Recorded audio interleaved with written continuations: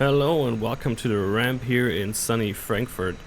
Today's video is about how much fuel do you actually need to reach your destination. And we're gonna have a look at the fuel planning and some of the regulations.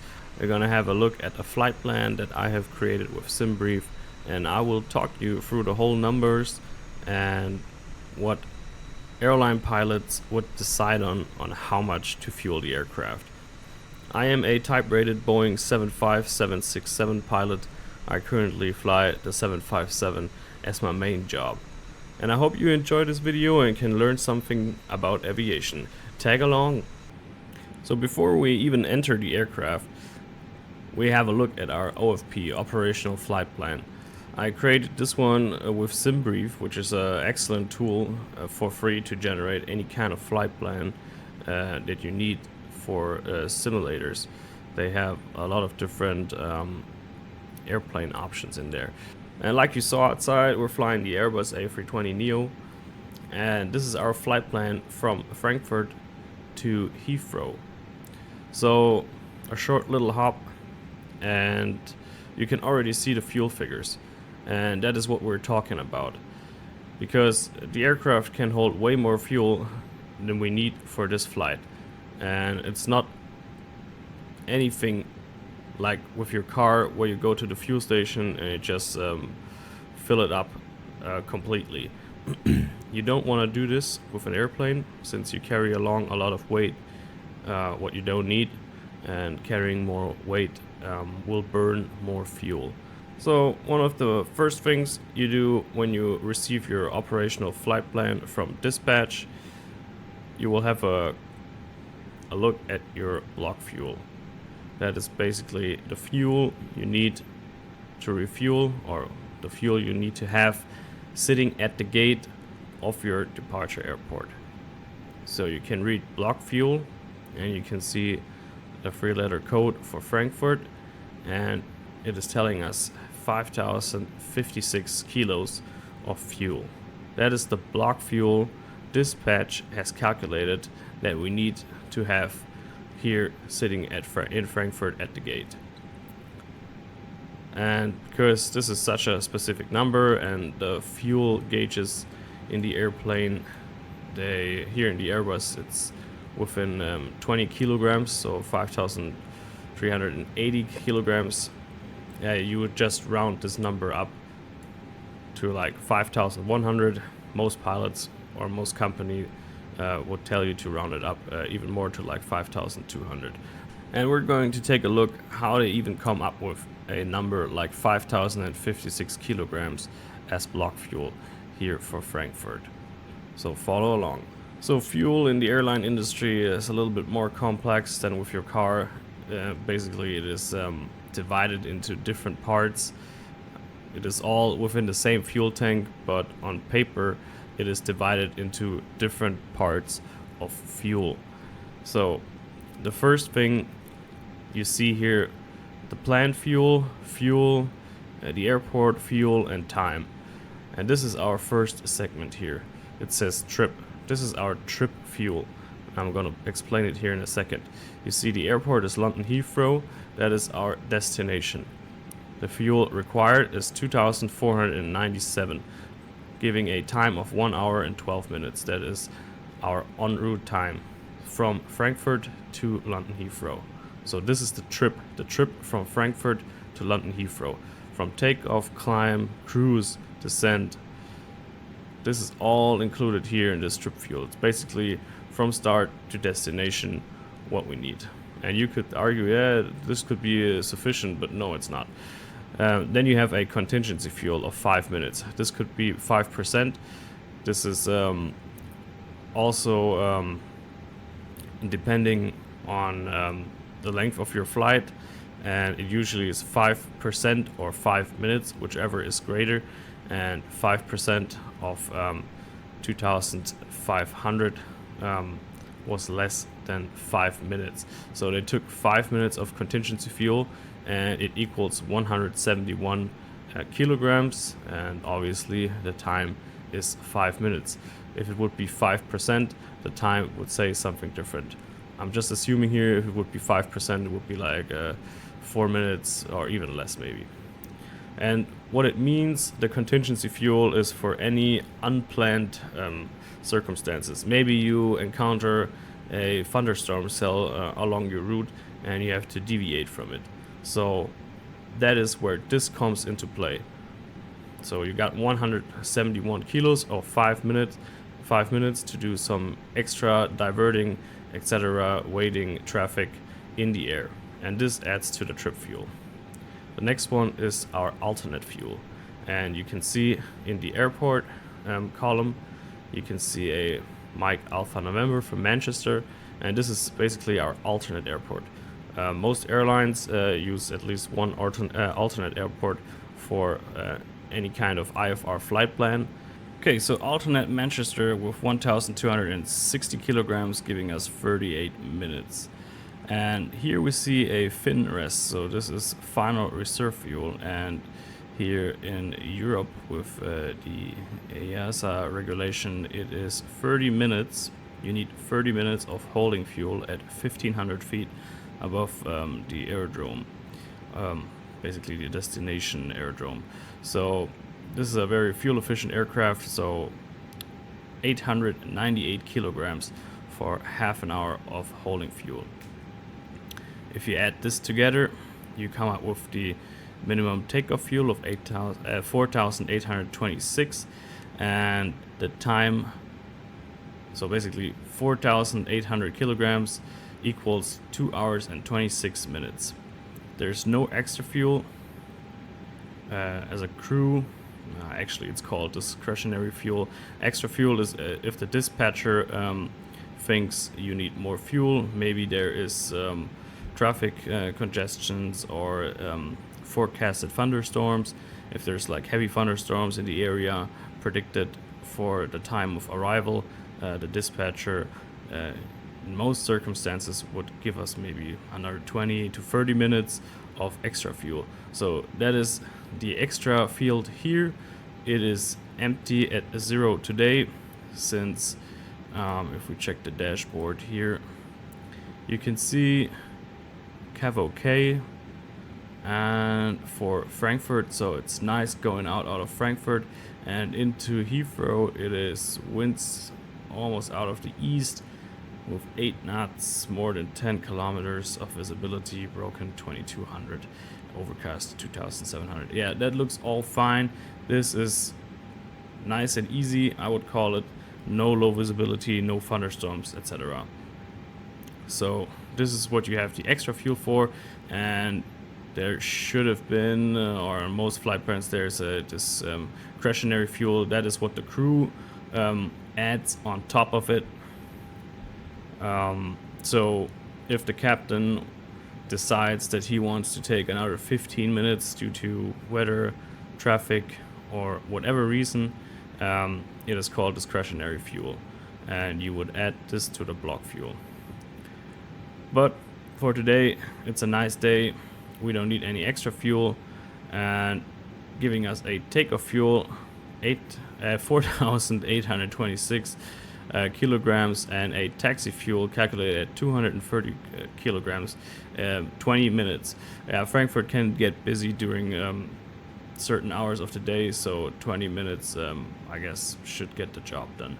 So if you add taxi fuel to the takeoff fuel, you get the block fuel of 5,056 kilograms. And you can see here the PIC extra, pilot in command extra, so this should be the discretionary fuel, and these are the lines here are dashed because like I said, it is on discretion of the captain, and he would just talk with the FO and make sure, hey, today we need 300 kilograms more, so our total fuel should be 5,356, for example. But you would round it up, so it would be 5,400 in that case. Also here you have the FMC info. Final reserves plus alternate is 2,158, so rounded up 2.2 tons. This is the fuel you want to have minimum when reaching your destination airfield. You don't want to be below it. and you certainly do not want to be below the 30 minutes. If you ever dip down below those 30 minutes of fuel, so below 900 kilograms, if you see less than 900 kilograms in your fuel tank, you have a problem, and it is a Mayday fuel situation. We can talk more about that later on. The fuel is also very dependent on weight. Today we have 170 passengers with 2.2 tons of cargo, equaling a payload of 16.7 tons. And you can see here the maximum zero fuel weight for this aircraft in this version is 62.8. So there's a slight margin, but I would say we're rather full today. And concerning the fuel, we have our calculated off-block fuel 5.1, and the maximum today is 9.9 what we could do. This is most likely limited due to a landing mass restriction, because you can see here takeoff weight 64 and the max it says 68.8. I don't fly the Airbus, but since it says landing here, it might indicate that our landing mass is our limiting factor today. Exactly, so 68.8, this is our limiting takeoff mass. So the way they came up with 68.8 tons, which is not the maximum structural takeoff mass for the Airbus A320neo, I have just looked it up. The way they get to this number is, this is the maximum landing weight, 66.3, and we have a trip fuel of 2.5 tons. So if you add our trip fuel, so the fuel we are most likely, or in all cases, going to burn, it is going to be 66.3 plus 2.5 tons, which equals 68.8 tons. So this is our restrictive takeoff mass, and it is restricted due to the landing mass. It's a little bit confusing, I know, but that is why you see this, and that is why our fuel is only limited to 9.9 tons. The aircraft holds much more than 9.9 tons in total. But this makes it easy for us. It is also indicated here, possible extra fuel, 4.8 tons. That's a whole lot of extra fuel for a short flight like this, but assuming the worst day with the worst traffic jams and thunderstorms, you were allowed to take another 4.8 tons with a maximum off-block fuel of 9.9 tons.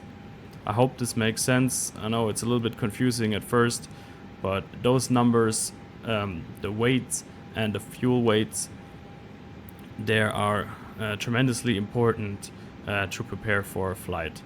We can see this section here, operational impacts, and that is good for reference because you have an anticipated load of passengers and payload, but this can change because some passengers don't show up.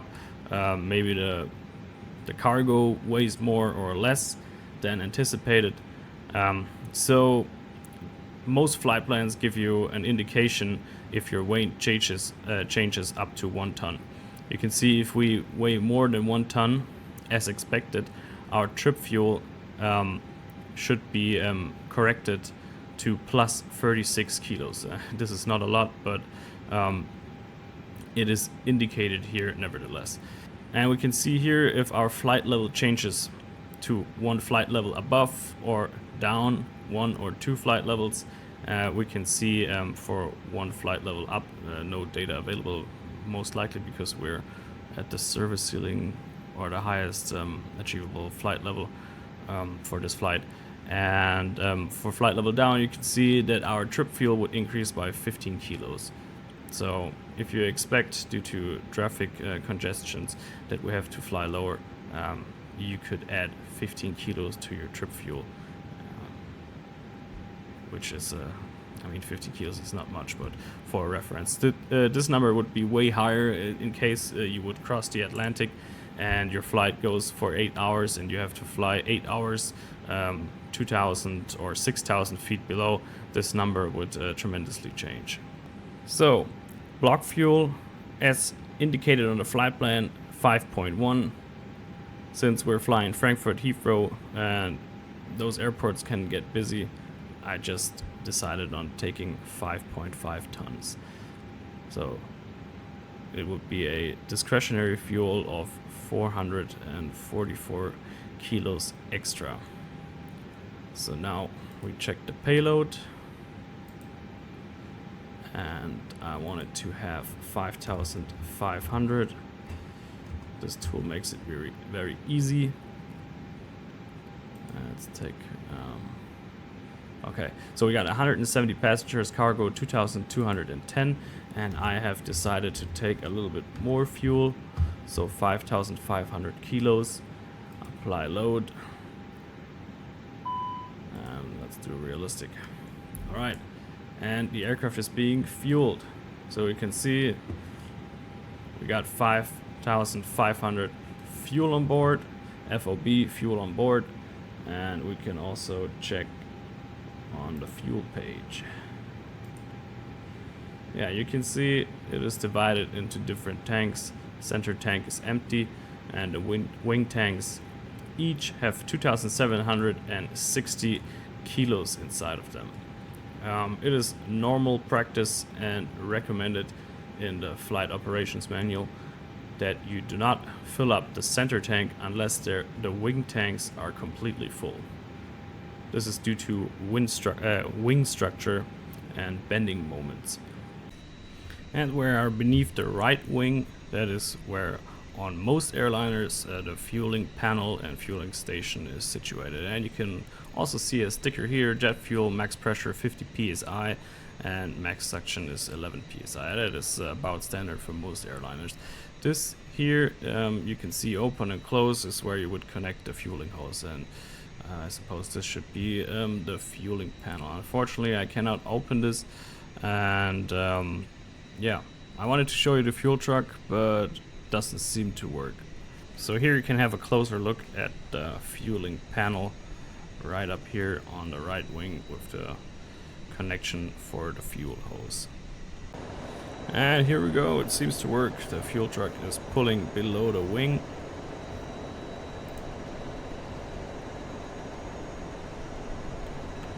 And he should connect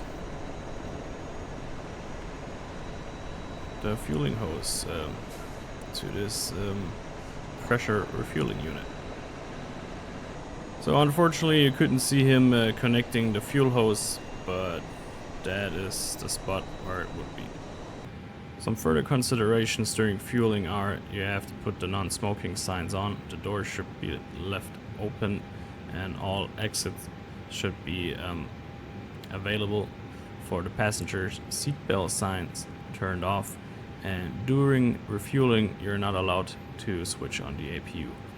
So either you do it before fueling, or you have to wait until after fueling finishes to start the APU.